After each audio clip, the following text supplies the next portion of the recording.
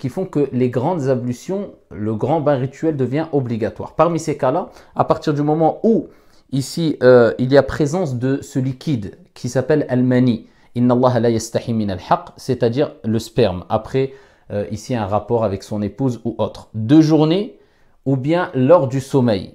Après ici avoir dormi, on se réveille et après avoir fait un rêve, eh bien on se rend compte que il y a eu ce liquide-là. À ce moment-là, ça devient obligatoire pour nous d'accomplir les grandes ablutions afin de pouvoir effectuer sa prière, etc. Il y a lors de la rencontre, comme le prophète l'a détaillé, des parties intimes de l'homme et de la femme, de sorte que même s'il n'y a pas eu ici présence de sperme, eh bien, à partir du moment où la partie concernée par la circoncision de l'homme a disparu après qu'il y ait eu rencontre des deux parties intimes de l'homme et de la femme, à ce moment-là, les grandes ablutions sont obligatoires. Une personne qui embrasse l'islam, il n'y a pas unanimité sur la question, mais ici, dans le madhab de l'imam Malik, il doit faire les grandes ablutions. Un mort, quand on lave un mort, sauf exception, on lui fait ici les grandes ablutions. Donc ça, c'est les cas qui reviennent le plus souvent et qui nous rappellent qu'on doit faire obligatoirement les grandes ablutions. Spécificité pour les femmes, lorsqu'ils sortent de leur état de menstru.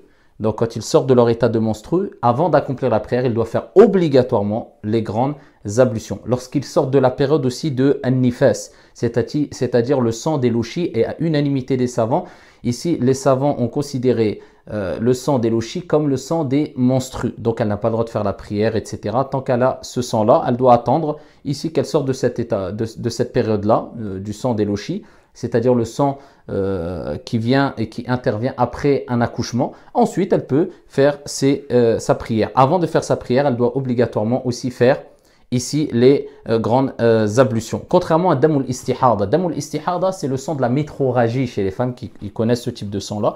Eh bien, pour elle, il est recommandé ici de faire les ablutions ou il est recommandé de faire les grandes ablutions, mais il n'est pas obligatoire pour elle de faire les grandes ablutions.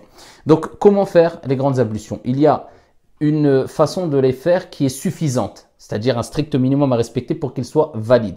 Et il y a une façon qui est complète. Je ne rentre pas dans les détails, je vous donne simplement la façon la plus complète afin d'accomplir ces grandes ablutions. Nous commençons par dire Bismillah. On se lave 3 fois les mains en faisant le takhlil bayn al-asabi', c'est-à-dire entre les doigts, la friction entre les doigts, cela est très important. Ensuite, on se débarrasse des impuretés qui peut avoir sur nous, sur les parties intimes, etc. Ensuite, on procède de la même manière qu'on procède quand on fait les petites ablutions. C'est-à-dire, on lave ici sa bouche à 3 fois en faisant ce qu'on appelle al-madmada, al-istinshaq, al-istinthar, etc. Ici, du début jusqu'à la fin des petites ablutions. Quand on a terminé les petites ablutions, et bien sûr, il est important d'abord de souligner qu'il faut avoir l'intention de sortir de l'état de souillure et d'adorer notre Seigneur Tabaraka wa Ta'ala ou d'adorer notre Seigneur Tabaraka wa Ta'ala à travers la prière du vendredi ou autre. Donc il faut avoir cette intention de faire les grandes ablutions, le grand bain rituel. Donc on termine les petites ablutions. Quand les petites ablutions sont terminées, eh bien ici on doit verser à 3 reprises de l'eau sur la tête. Si aujourd'hui on a des jets d'eau, cela suffit. On prend le jet d'eau et on le met au-dessus de la tête et on doit obligatoirement frictionner les cheveux afin que l'eau pénètre jusqu'à l'épiderme, la peau. Et ça c'est une condition impératif. Quand on l'a fait à 3 reprises, à ce moment-là, on laisse couler l'eau sur tout le corps et il est recommandé de commencer par la partie droite du corps, ensuite la partie gauche, en faisant ce qu'on appelle la delk. La delk, c'est la friction et cela est obligatoire dans l'école de l'imam Malik, rahimahullah ta'ala, c'est-à-dire qu'on doit accompagner le lavage, c'est-à-dire le fait que l'eau, ou plutôt le fait que l'eau se verse sur le corps d'une friction. Et c'est ce qu'on appelle le lavage.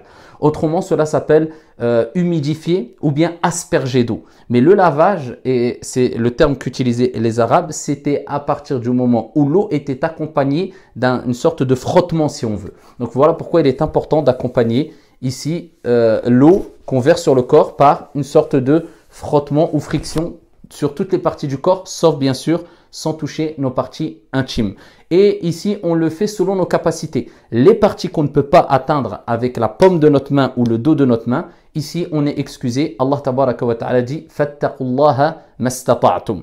La chose à savoir, c'est que dans les grandes ablutions, dans le madhab de l'imam Malik, arrivé au pied, on doit obligatoirement laver entre les doigts de pied aussi, en faisant aussi la friction ici sans trop insister, mais faire de suffisamment afin qu'on s'assure que l'eau a bien touché toutes les parties du corps et qu'on accompagne le versement de l'eau avec cette friction-là. Les femmes qui ont des tresses, ici le prophète a permis aux femmes à son époque, et cela est une permission générale et à tous les temps, ici de ne pas enlever les tresses lors des grandes ablutions. Il suffit simplement de s'assurer que l'eau pénètre bien jusque la peau et ils peuvent garder leurs tresses, insha'Allah tabaraka wa ta'ala. Donc voilà comment on accomplit les grandes ablutions de façon résumée. Wallahu ta'ala a'lam wa ahkam. Wassalamu alaikum.